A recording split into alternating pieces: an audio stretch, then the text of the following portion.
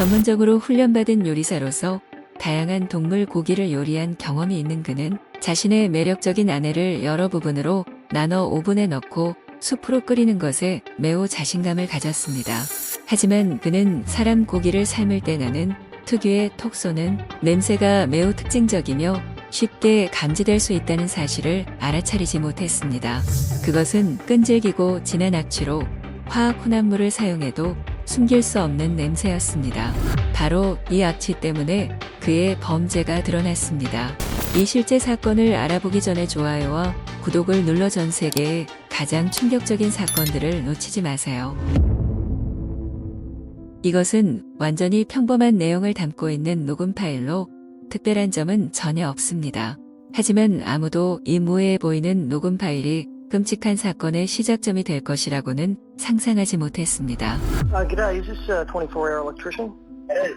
Yeah, I've got a bit of a problem. I was cooking on my stove. 결과적으로 우리 집의 모든 전기가 완전히 차단되었습니다.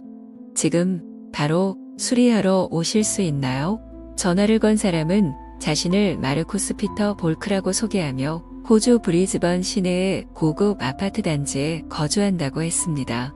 그 전화는 2014년 10월 3일 저녁에 걸려온 것이었습니다.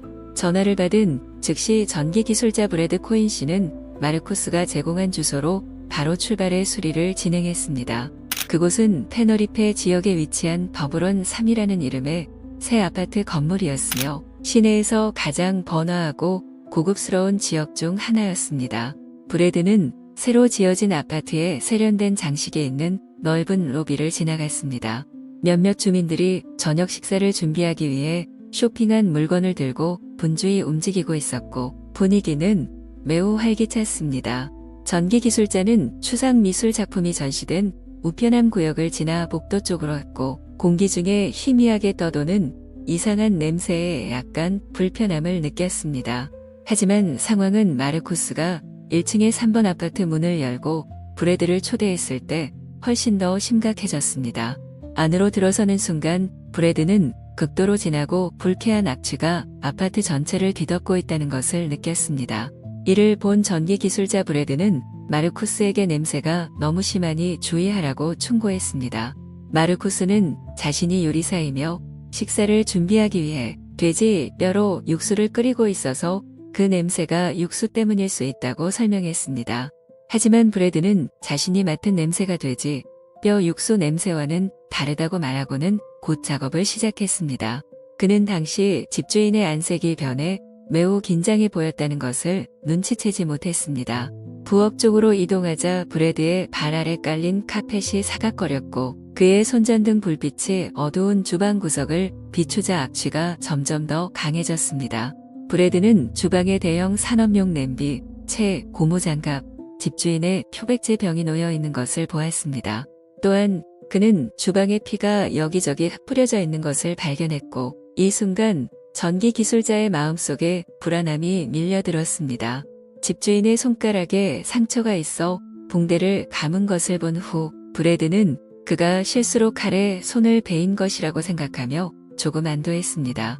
전기 시스템 수리와 고장 복구를 마친 후 브래드는 자리를 떠났습니다. 아파트 건물 밖으로 나가면서도 그는 여전히 무언가 이상하다고 느껴 아파트 관리인에게 전화로 보고했습니다. 브래드는 1층의 3호 아파트에서 이상하게 썩은 음식 냄새와는 다른 악취가 났다고 말하며 관리인이 이 문제에 주의를 기울여야 한다고 했습니다. 의심을 품은 관리인은 확인하러 갔고 복도에 들어서자마자 꽤 강한 악취가 퍼져 있는 것을 맡았습니다. 이 사실을 확인하기 위해 그는 3호 옆집 문을 두드려 이웃 주민에게 상황을 물어보았습니다. 해당 아파트에 사는 부부는 며칠 전부터 비슷한 냄새를 맡았다고 말했습니다. 그러나 건물이 아직 해결되지 않은 배수 문제를 겪고 있었기 때문에 그들은 의심하지 않았습니다. 다른 주민은 그 냄새가 상한 개 사료 같다고 추측하며 누군가 개에게 상한 사료를 줬거나 그 지역에 사는 개가 소화 문제를 겪고 있을 수도 있다고 생각했습니다. 관리인은 3호 아파트에 아직 젊은 커플이 함께 살고 있다는 것을 알고 있었지만 며칠 동안 여성은 보지 못했습니다. 이웃들의 의견을 수집하고 악취에 대한 이상을 확인한 후 다음 날인 2014년 10월 4일 아파트 관리인은 경찰에 신고하여 조사를 요청하기로 결정했습니다. 건물관리사무소로부터 신고를 접수한 직후 퀸즐랜드 주 경찰청 소속 2명의 형사가 신속히 해당 아파트 단지로 파견되어 보안 상황을 점검하기 시작했습니다. 현장에 도착하자마자 두 형사는 이상한 악취를 맡았습니다.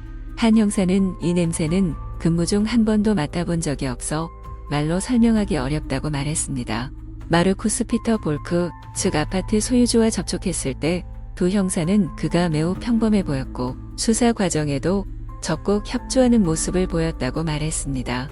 그는 또한 의심할 만한 어떤 행동도 보이지 않았습니다. 마르쿠스는 함께 살던 여성이 여자친구가 아니라 자신의 아내라고 설명했습니다. 하지만 두 사람 사이에 심각한 다툼이 있었고 아내는 며칠 전 떠났으며 어디에 있는지 알지 못한다고 했습니다. 붕대가 감긴 손가락의 상처에 대해 질문을 받자 마르쿠스는 과일을 깎던 중 실수로 칼에 손을 베었다고 설명했습니다. 하지만 형사들이 수사를 위해 아파트를 수색하겠다고 하자 마르쿠스는 갑자기 태도를 바꾸며 자신의 개가 경찰을 물 수도 있으니 묶어야 한다고 말했습니다. 그 직후 마르쿠스는 문을 갑자기 잠그고 도망쳤으며 아파트가 1층에 위치해 있어 그는 발코니를 통해 쉽게 탈출할 수 있었습니다. 두 형사는 곧바로 뒤를 쫓았지만 마르쿠스의 민첩성 때문에 몇 분 만에 그를 놓쳤습니다. 두 경찰관은 아파트로 다시 돌아와 문을 강제로 열고 내부를 확인하기로 결정했습니다. 그들은 주방에서 커다란 냄비를 발견했고 뚜껑을 여는 순간 끔찍한 악취가 퍼져나왔으며 냄비 안에는 수프처럼 보이는 진득한 액체가 있었습니다. 국자를 사용해 자세히 확인하던 중 한 형사는 그 안에서 사람 발 모양을 한 물체를 보고 경악했습니다. 처음에 두 경찰은 이것이 누군가의 병적인 장난이거나 주인이 할로윈 장식을 만들고 있다고 생각했습니다. 하지만 자세히 관찰하자 그들은 그것이 실제 사람의 발이라는 사실을 알고 충격에 빠졌습니다. 즉시 두 형사는 심각한 상황을 본부에 전화로 보고하고 수사를 진행함과 동시에 마르쿠스를 추적하기 위한 지원 인력을 요청했습니다. 아파트를 더욱 면밀히 수색하는 과정에서 한 경찰은 주방에 있는 오븐에 주목했습니다. 오븐 문을 열자 그는 놀라움에 말을 잃었고 그 안에는 이미 익힌 큰 고기 조각들이 있었습니다. 그들은 이것이 모두 같은 사람의 신체 부위일 수 있다고 의심해 곧바로 봉투에 담아 법의학 실험실로 가져가 확인하기로 했습니다. 지원 경찰들이 현장에 도착하자 즉시 아파트 전체를 철저히 수색하기 시작했습니다. 그들은 피해자의 신체 부위가 집안 곳곳에 흩어져 있는 것을 발견했으며 일부는 화학약품에 담겨 있었고 나머지는 비닐봉지에 담겨 세탁기 근처에 아무렇게나 버려져 있었습니다. 경찰은 이것이 중대한 사건임을 확인하고 마르쿠스를 반드시 찾아 신문하겠다는 결심을 했습니다. 탐정들은 아파트에서 발견된 모든 신체 부위를 수집하고 연결한 결과 그것들이 모두 한 사람의 것이라는 사실을 확인했습니다. 피해자는 인도네시아 국적의 27세 여성 마양 프라세티오로 확인되었으며 마르쿠스 피터 볼크의 아내였습니다. 하지만 마르쿠스와 이 사건의 연관성은 여전히 경찰에 의해 조사 중이었고 그는 아직 실종 상태였습니다. 이 정보는 즉시 인도네시아에 있는 그녀의 가족과 친척에게 전달되었고 그들에게 큰 충격을 안겨주었습니다. 마양을 알고 있는 가족과 지인 모두 그녀가 그렇게 잔혹하고 야만적인 방식으로 살해된 이유를 도저히 이해하지 못했습니다. 마르쿠스가 과연 범인일까요? 왜 그는 자신의 여자를 그렇게 잔혹하게 해쳤을까요? 마르쿠스 피터 볼크는 약 9만 명의 주민이 거주하는 그레이트 디바이딩 산맥 가장자리에 위치한 작은 마을인 발라라트 교외 지역에서 자랐습니다. 볼크 가족의 많은 다른 구성원은 발라라트 중심에서 서쪽으로 약 12km 떨어진 헤든 지역에 살고 있었고 그들은 지역 사회에서 매우 존경받는 유명한 인물로 알려졌습니다. 어릴 때부터 마르쿠스는 스타워즈 테마의 비디오 게임에 매료되었습니다. 그의 아버지는 지역에서 가라테 도장을 운영했으며 마르쿠스는 무술을 배우는 데 큰 열정을 보였고 빠르게 실력을 키워 검은 띠를 취득했습니다. 마르쿠스는 똑똑하고 착하며 조용한 성격으로 묘사되었지만 일부 가족과 친구들은 그에게서 무언가 다른 점을 느꼈습니다. 때때로 친구들은 그가 갑작스럽게 분노를 표출하는 모습을 목격하기도 했습니다. 마르쿠스의 페이스북 페이지는 그의 성격의 일면을 반영하고 있으며 그는 동물을 사랑하고 영양에 깊은 관심을 가진 사람이었습니다. 그는 비건 식단의 장단점을 분석한 글과 인권 문제에 대한 게시물을 자주 올리곤 했습니다. 마르쿠스가 소셜미디어에 올린 사진들에는 고양이와 개와 함께 찍은 모습이 자주 등장하며 이는 그의 동물 사랑을 잘 보여주었습니다. 그는 남자는 여성을 보호해야 하며 해쳐서는 안 된다는 신념을 가지고 있었습니다. 그렇기 때문에 사람들은 모두 마르쿠스가 좋은 사람이고 친절하며 따뜻한 성격을 가졌다고 생각했습니다. 마르쿠스는 한때 집을 떠나 세계 여행을 하며 자신을 요리사라고 소개했습니다. 그의 가족은 그가 크루즈 선박에서 일하며 전 세계의 항구를 오가며 수천 명의 승객에게 식사를 제공하고 있다고 믿고 있었습니다. 마르쿠스는 배에서 일하던 중 자신과 같은 요리사였던 아름다운 인도네시아 여성 마양 프라세티오를 만났다고 가족에게 이야기했습니다. 하지만 마양과 두 사람의 관계에 대한 진실은 마르쿠스가 말한 것과는 전혀 달랐습니다. 마양의 진짜 신분, 직업, 그리고 두 사람의 결혼 생활에 대한 비밀은 나중에 서서히 드러났고 많은 사람들을 놀라게 했습니다. 인도네시아 수마트라 섬의 남쪽 끝에는 람풍이라는 이름의 주가 있습니다. 바로 이곳에서 페브리라는 소년이 두 여동생과 함께 자랐습니다. 어릴 때부터 페브리는 치마 입기를 좋아하고 미용실에 앉아있는 것을 즐기는 등 다른 점들이 많았습니다. 다른 남자아이들과 축구를 하며 노는 대신 페브리는 여자아이들과 함께 인형놀이를 더 좋아했습니다. 페브리의 어머니는 아들의 이러한 다름을 빨리 알아차렸지만 억압하지 않고 아이가 진정한 자신을 표현하도록 내버려 두었습니다. 고등학교 3학년 때 페브리는 같은 남자아이를 좋아하게 된 친구와 말다툼 끝에 충돌이 있었습니다. 이 사건 이후 페브리는 어머니에게 진정한 여성으로 살고 싶다고 선언했지만 인도네시아에서는 트랜스젠더가 자주 차별받기 때문에 그 길은 쉽지 않았습니다. 보수적인 사회 분위기와 호르몬 치료 접근의 제한 때문에 페브리의 성전환 과정은 결코 쉬운 일이 아니었습니다. 고등학교를 졸업한 후 페브리는 성전환 수술 자금을 모으기 위해 발리로 이주하여 일을 시작했습니다. 발리에서 그는 안정적인 직장을 구했고 새로운 친구들도 많이 사귀게 되었습니다. 몇 년간의 저축 끝에 페브리는 인생에서 가장 중요한 수술을 위한 충분한 자금을 마련했습니다. 2009년 페브리는 태국으로 가서 상체와 하체 모두 성전환 수술을 받았습니다. 수술을 받기 전 그는 어머니에게 전화를 걸어 수술이 잘 되도록 기도해달라고 부탁했습니다. 몇 달간의 회복 과정을 거친 후 페브리는 이제 진정한 여성의 모습이 되었고 과거를 잊기 위해 이름을 바꾸고 싶어 했습니다. 숙고 끝에 페브리는 인도네시아 가수 마양사리의 이름을 따 마양이라는 이름을 선택했고 프라세티오는 옛 남자친구의 성을 따랐습니다.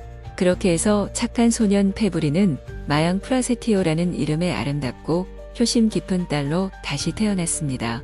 발리에서 마양은 유람선에서 성매매 일을 하며 많은 돈을 벌었습니다. 그녀는 이 돈을 두 부분으로 나눠 자신을 위한 것과 가족에게 보내는 것으로 나누었고 어머니가 두 여동생을 공부시키는데 도움을 주었습니다. 그녀는 심지어 어머니를 위해 더 좋은 새 집을 지어주기도 했습니다. 하지만 가족은 그녀가 유람선에서 요리사로 일하는 줄로만 알고 있었고 마양의 진짜 직업은 알지 못했습니다. 친구들의 눈에 그녀는 열정적이고 친절하며 사랑에 있어 늘 최선을 다하는 사람이었습니다. 마양 프라세티오와 마르쿠스 피터 볼크의 관계는 두 사람이 발리에서 유람선을 타고 있던 중 우연히 알게 되면서 시작되었습니다. 마르쿠스는 유람선에서 요리사로 일하고 있었고 마양은 국제적인 목적지들을 자주 오가는 성매매 여성이었습니다. 그들의 로맨틱한 관계는 매우 빠르게 발전했지만 단순한 사랑보다는 서로에게 이익이 되는 공생적인 관계에 가까웠습니다. 마양은 성매매 일에서 꽤 성공적이었고 시간당 $500까지 받기도 했습니다. 이것은 큰 빚을 지고 있었던 마르쿠스에게 마양이 매력적인 존재가 되게 만들었습니다. 반대로 마양도 마르쿠스에게 끌린 이유가 있었는데 그녀는 호주에 정착하고 싶어 했습니다. 하지만 호주에 정착하려면 많은 조건을 충족해야 했기 때문에 마르쿠스처럼 호주 시민과 결혼하는 것이 훨씬 쉬운 길이었습니다. 결혼하기 전 마양은 어머니에게 전화해서 호주인 남자친구와 결혼해도 되는지 허락을 구했습니다. 그러나 마르쿠스는 자신의 가족에게 이 결혼에 대해 말하지 않았고 호주로 돌아간 후에야 결혼 사실을 알렸습니다. 마양과 마르쿠스는 2013년 8월 유람선이 덴마크 코펜하겐에 정박했을 때 결혼했습니다. 결혼한 후 마양은 마르쿠스를 데리고 인도네시아 람풍에 있는 자신의 가족을 만나러 갔습니다. 그녀의 가족은 마르쿠스를 따뜻하게 환영했고 그가 말은 적지만 침착하고 예의 바른 사람이라고 느꼈습니다. 마양의 어머니는 사위에 대해 매우 만족했고 두 사람이 행복한 미래를 함께하길 바랐습니다. 인도네시아에 있는 동안 마르쿠스는 여자친구의 가족을 위해 요리를 했고 현지 음식들을 맛보고 양념을 묻고 사떼, 승콩, 고추 생선 같은 전통 음식을 만들기도 했습니다. 방문 중에는 아무 문제도 발생하지 않았고 커플은 람풍에서 일주일을 보낸 뒤 발리로 이동했습니다. 친구들은 그들의 관계가 꽤 좋아 보였지만 자주 다툼이 있었기 때문에 안정적이지는 않았다고 말했습니다. 마양의 어머니는 마양이 질투심이 많고 다혈질인 성격이라고 말했습니다. 마양은 개를 좋아했는데 마르쿠스가 대문을 열어둔 탓에 개 한 마리가 도망친 일로 매우 속상해했습니다. 이 일로 인해 두 사람은 며칠 동안 말도 하지 않고 냉랭한 상태였지만 결국 다시 화해했습니다.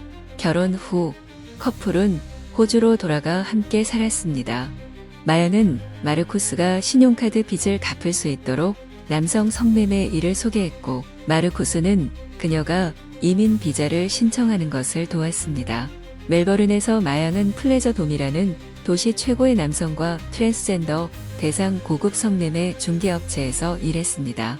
그녀는 이곳 사장과 좋은 관계였고 마르쿠스에게도 부업 일자리를 소개해 주었습니다. 일을 하며 자신의 고객을 확보한 후 마르쿠스는 마양에게 합법적인 집창촌을 떠나 개인적으로 활동하자고 제안했습니다. 불행하게도 두 사람은 불법적인 세계와 금지 물질에 연루되었고 더 이상 보호나 도움을 받을 수 없게 되었습니다. 집창촌 사장은 마양을 예쁘고 온순하며 친절하고 믿을 수 있는 사람이라고 묘사했지만 마르쿠스는 마양을 학대하고 그녀가 번 돈에 의존했다는 의심을 받았습니다. 그 후 커플은 호주 브리즈번으로 이사했고 테너리페 중심에 있는 신축 아파트를 임대했습니다. 두 사람은 부업 광고를 내는데 큰 시간이 걸리지 않았습니다. 마양은 온라인 프로필에 자신이 매력적인 몸매를 가진 핫한 트랜스젠더라고 광고했습니다. 그녀는 30분에 $200, 외출 시 1시간에 $500를 받는다고 했습니다. 틴더 프로필에서 마양은 자신을 가장 매력적인 트랜스 여성, 훌륭한 가슴을 가진 매우 여성스러운 슈퍼모델이라고 소개했습니다. 한편 마르쿠스는 히스 엑셀이라는 이름으로 광고를 내고 자신을 모든 사람, 모든 나이와 상황에 열린 섹시한 젊은 호주 남성이라고 표현했습니다.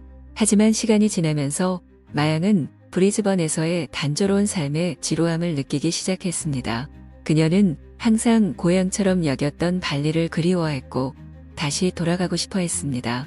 2014년 9월 말 마양은 인도네시아 리아오제도 바탐에 살고 있는 친구에게 문자를 보내 고향으로 돌아가고 싶다는 꿈을 털어놓았습니다.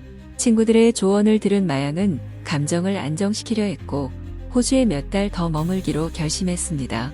삶의 활력을 주기 위해 그녀는 마르쿠스와 함께 퍼그 강아지를 몇 마리 키우기로 했습니다. 마양은 이 강아지들을 번식시켜 새로운 일로 삼고 그것이 자신을 바쁘게 만들어줄 것이라고 기대했습니다. 하지만 그 일이 있고 나서 며칠이 지난 후 이웃들은 마르쿠스와 마양의 아파트에서 들려오는 비명 소리를 들었고 이는 평화롭던 동네의 정적을 깨뜨렸습니다.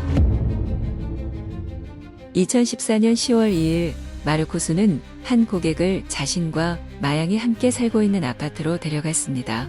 그때 마양이 전화를 걸어 아파트를 사용해야 한다고 말했고 마르코스는 고객을 근처 모텔로 데려가야 했습니다. 그는 친구가 아파트를 사용해야 한다고 설명했고 고객은 이 계획 변경에 동의했습니다. 고객을 응대한 후 마르코스는 마양으로부터 또 다른 전화를 받았습니다. 이 전화는 평소와 달랐고 고객도 전화기 너머로 마양이 화가 난 듯이 소리치는 것을 들을 수 있었습니다. 마르코스의 표정은 눈에 띄게 변했고 그는 고객에게 양해를 구하며 밤 11시쯤 강아지를 돌보러 아파트로 돌아가야 한다고 설명했습니다. 마르코스와 마양의 아파트 옆에 사는 이웃은 두 사람이 크게 다투는 소리를 들었다고 전했습니다. 이 논쟁에서 마양은 마르코스를 계속 저주하고 욕설을 퍼부으며 우위를 점했습니다. 그녀는 그를 멍청하다고 꼬집기까지 했습니다. 이 격렬한 말다툼은 약 30에서 40분간 이어졌고 잠시 조용해진 후 오전 1시 30분쯤 또 다른 다툼이 벌어졌습니다. 격렬한 고함 소리는 여러 이웃을 깨웠지만 그들은 평소처럼 있는 커플의 다툼이라 생각해 개입하거나 경찰에 신고하지 않았습니다. 두 번째 말다툼에서 이웃은 마양이 몇 번 소리치는 것을 들었고 그 이후로 완전히 조용해졌습니다. 10월 3일 오후 이웃 중 한 명이 아파트 복도에서 악취를 느꼈습니다. 하지만 이 사람은 별로 생각하지 않고 단순히 냄새나는 냄새가 아파트 안으로 들어오지 않도록 방치제를 뿌리는 것으로 대응했습니다. 같은 날 오후 6시쯤 마르코스는 뉴스테드 지역의 한 상점에 들렀고 CCTV 영상에는 그가 고무장갑, 표백제, 빗자루, 쓰레기 봉투를 구입하는 장면이 포착되었습니다.